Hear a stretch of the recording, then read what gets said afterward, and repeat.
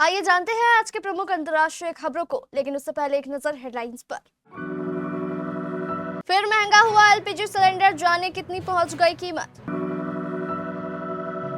Monsoon ने पकड़ी रफ्तार, 8 घंटों के अंदर 17 राज्यों में तूफानी आंधी बारिश का अलर्ट। बालन शाह ने भारत के साथ सीमा विवाद पर ऐसा क्या कहा जिनकी नेपाल में हो रही है आलोचना।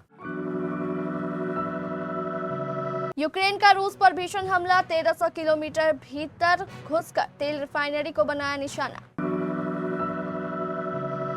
ईरानी राष्ट्रपति पेजेश्कियान ने सुप्रीम लीडर को सौंपा अपना इस्तीफा।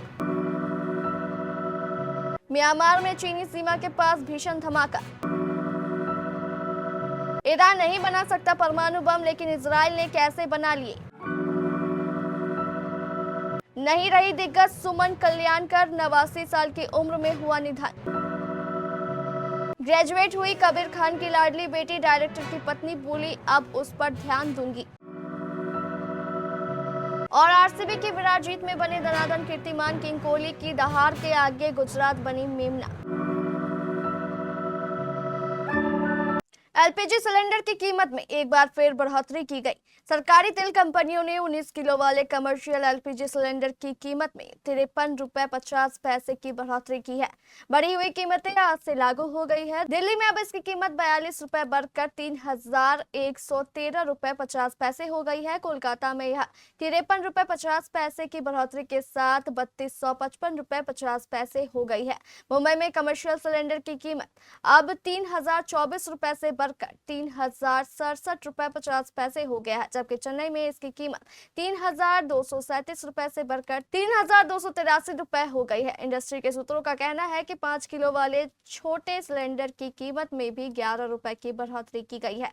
इसी कीमत पर अब दिल्ली में 821 रुपए 50 पैसे हो गई है। हालांकि घरों में इस्तेमाल होने वाले 14.2 किलो के एलपीजी सिलेंडर की कीमत में एक बार फिर कोई बदलाव नहीं किया गया है। इस तरह देश के करोड़ों उपभोक्ताओं को राहत दी गई है। देश के कई राज्यों में एक बार फिर मौसम ने करवट ली है। मौसम विभाग ने 17 राज्यों में तूफानी आंधी बारिश का अलर्ट जारी किया है।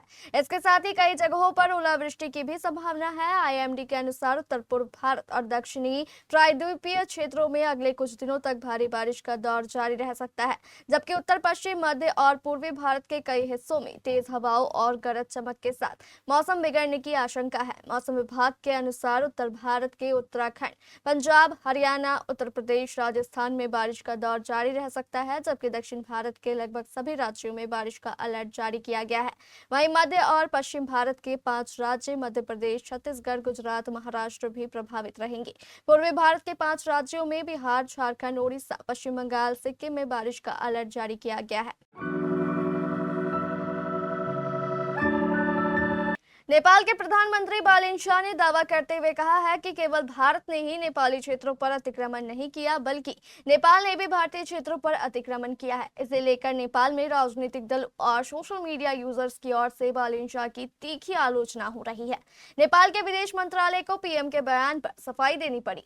कई नेपाली राजनयिक अब कह रहे हैं कि बालन शाह के इस बयान ने काला पानी, लिम्पियाधुरा और सुस्ता पर नेपाल के दावे को कमजोर कर दिया है। वहीं दक्षिण एशिया मामलों के जानकार प्रोफेसर एसडी मुनी ने प्रधानमंत्री बालन शाह की साफ गोई की तारीफ की है। प्रोफेसर एसडी मुनी ने एक्स पर लिखा, प्रधानमंत्री बालन शाह इस बात को साहस के साथ स्वीकार करने के लिए बधाई के पात्र हैं कि भारत नेपाल सीमा विवाद एक तरफा नहीं है।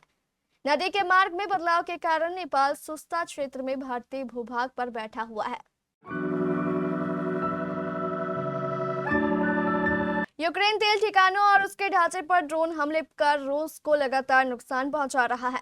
शनिवार रविवार रात ड्रोन हमलों से यूक्रेन ने रूस की एक रिफाइनरी, तेल पाइपलाइन, ऑयल पंपिंग स्टेशन और तेल भंडार को नुकसान पहुंचाया है। इन हमलों से बड़े हिस्से में आग लग गई है और जिस कारण काबू पाने के प्रयास किए जा रहे हैं।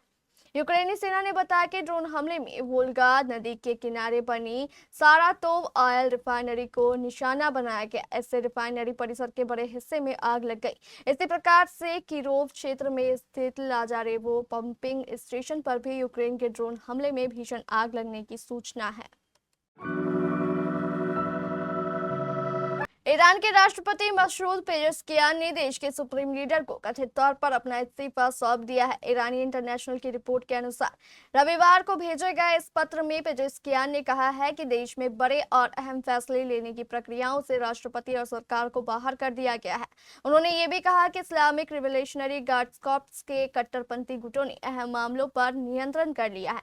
पेजेस्कियान ने कहा कि ऐसी हालत में वह सरकार चलाने और कानूनी जिम्मेदारियों को पूरा करने में असमर्थ है और इस वजह से तुरंत पद छोड़ने का अनुरोध किया है।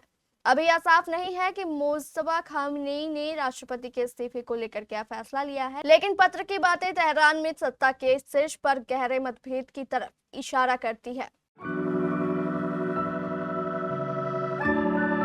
म्यांमार के पूर्वोत्तर इलाके में रविवार को हुए एक भीषण धमाके में कम से कम 55 लोगों की मौत हो गई, जबकि दर्जनों अन्य घायल हो गए। धमाका एक ऐसी इमारत में हुआ जहां खनन कार्यों में इस्तेमाल होने वाले भारी मात्रा में विस्फोटक रखे गए थे।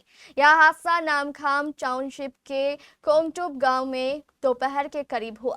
यह इलाका चीन की सीमा से लगभग 3 किलोमीटर दक्षिण में स्थित है। फिलहाल तांग नेशनल लिबरेशन आर्मी के नियंत्रण में है। TNL एक जातीय सशस्त्र समूह है जो लंबे समय से म्यांमार की केंद्र सरकार के खिलाफ संघर्ष करता रहा है। धमाके के तुरंत बाद राहत और बचाव कार्य शुरू कर दिया गया। घटनास्थल पर पहुंचे एक बचाव कर्मी ने बताया कि रविवार शाम तक 46 शव बरामद कर लिए गए थे, जिसमें से 6 बच्चे भी शामिल थे। सभी शवों को अंतिम संस्कार के लिए भेज दिया गया। पहली पहचान गुप्त रखने की शर्त पर बचाव कर्मी ने बताया कि 74 घायलों को अस्पताल पहुंचाया गया है। राहत बचाव अभियान अभी भी जारी था।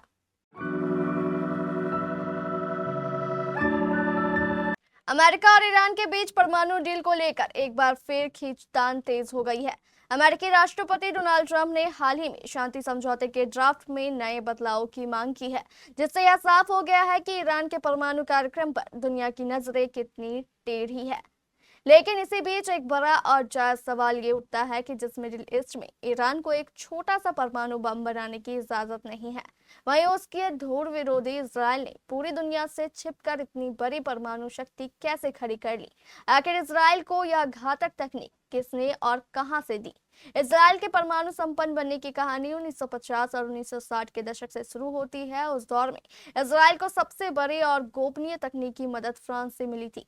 साल 1957 में फ्रांस और इजराइल के बीच एक गुप्त समझौता हुआ, जिसके तहत फ्रांस ने इजराइल के नेगेव रेगिस्तान में स्थित डिमोना में एक बेहद सीक्रेट परमाणु अनुसंधान रिएक्टर बनाने में मदद की। फ्रांस ने न सिर्फ रिएक्टर बनाया, बल्कि इजराइल को ग्रेट प्लूटोनियम तैयार करने के लिए पुनर्संसाधन के बेहद जटिल तकनीक और वैज्ञानिक विशेषज्ञता भी मुहैया कराई। आशा भोसले के निधन के कुछ ही हफ्तों बाद भारतीय संगीत जगत को एक और बड़ा झटका लगा है। दरअसल अपनी मधुर आवाज से कई पीढ़ियों को मंत्रमुग्ध करने वाली दिग्गज प्लेबैक सिंगर सुमन कल्याणपुर का रविवार 31 मई को 89 साल की उम्र में निधन हो गया। उनके निधन की खबर के बाद से म्यूजिक इंडस्ट्री में शोक की लहर दौड़ गई। तमाम फैंस और सेलेब सहित कई नेताओं ने भी दिग्गज सिंगर को श्रद्धांजलि दी। कल्याणपुर अपने पीछे 6 दशकों से ज्यादा की संगीत विरासत छोड़ गई है। उन्होंने आजकल तेरे मेरे प्यार के चर्चे, ना करते प्यार तुम ही से, तुमने पुकारा और हम चले आए जैसे सदाबहार बॉलीवुड हिट और कई अन्य यादगार गीतों को अपनी आवाज दी थी। बॉलीवुड में जब भी कोई बड़े सेलेब का बेटा या बेटी स्कूल कॉलेज से ग्रेजुएट होते हैं तो उनके चेहरे पर एक अलग ही सुकून और खुशी देखने को मिलती है। हाल ही में सलमान खान की सुपरहिट फिल्में एक था टाइगर और बजरंगी भाईजान बनाने वाले कबीर खान की छोटी बेटी सायरा ने भी अपना ग्रेजुएशन पूरा किया। कबीर खान और उनकी पत्नी मिनी माथुर अपने बेटे विवान के साथ बेटी सायरा के कन्वोकेशन सेरेमनी में पहुंचे थे। इस दौरान कपल ने अपनी बेटी के अनमोल पलों को कैमरे में कैप्चर किया। बेटी को डिग्री पाते हुए देखकर कपल की खुशी का ठिकाना नहीं था। उन्हें उनकी कामयाबी और मेहनत पर गर्व महसूस हुआ। मिनी माथुर ने बेटी सायरा के ग्रेजुएशन डे का वीडियो भी इंस्टाग्राम पर शेयर किया। एक्ट्रेस ने बताया कि उनकी बेटी ने 2 साल कड़ी मेहनत करके इंटरनेशनल बैकलॉरिएट में डिप्लोमा पूरा किया। बेटे विवान के बाद अब उनकी बेटी सायरा भी ग्रेजुएट हुई, जिस पर उन्हें बहुत गर्व महसूस हो रहा है। कबीर खान की पत्नी ने लिखा, ये एक और बड़ी उपलब्धि। स्कूल खत्म, मेरे दूसरे बच्चे शायरा कबीर खान ने आज अपना IB डिप्लोमा हासिल कर लिया, वो भी पूरे 2 साल की कड़ी मेहनत और लगन के बाद। मुझे इस जुनूनी, अनोखी, दयालु और प्यारी लड़की पर जितना गर्व हो सकता है उससे भी ज्यादा गर्व है। जब सबसे बड़े मंच पर सबसे बड़े खिलाड़ी की जरूरत थी, तब विराट कोहली ने एक बार फिर साबित कर दिया कि उन्हें चेज मास्टर क्यों कहा जाता है। कोहली की नाबाद 75 रन की मैच जिताऊ पारी और रसिक सलामडार की धारदार गेंदबाजी के दम पर रॉयल चैलेंजर्स बेंगलुरु ने गुजरात टाइटंस को 5 विकेट से हराकर IPL 2026 का खिताब अपने नाम किया। इसके साथ ही RCB लगातार दूसरी बार चैंपियन बनने वाली IPL इतिहास की तीसरी टीम बन गई। अहमदाबाद के नरेंद्र मोदी स्टेडियम में खेले गए फाइनल में गुजरात टाइटंस ने पहले बल्लेबाजी करते हुए 20 ओवर में 8 विकेट पर 155 रन बनाए। जवाब में RCB ने 18 ओवर में 5 विकेट खोकर 161 रन बनाते हुए मुकाबला जीत लिया। 156 रन के लक्ष्य का पीछा करने उतरी RCB को विराट कोहली और वेंकटेश अय्यर ने शानदार शुरुआत दिलाई। दोनों ने पहले विकेट के लिए 62 रन जोड़े। अय्यर ने 32 रन बनाए, जबकि कोहली अंत तक डटे रहे और 42 गेंदों में 75 रन की नाबाद पारी खेली। उन्होंने अपनी पारी में 9 चौके और 3 छक्के लगाए।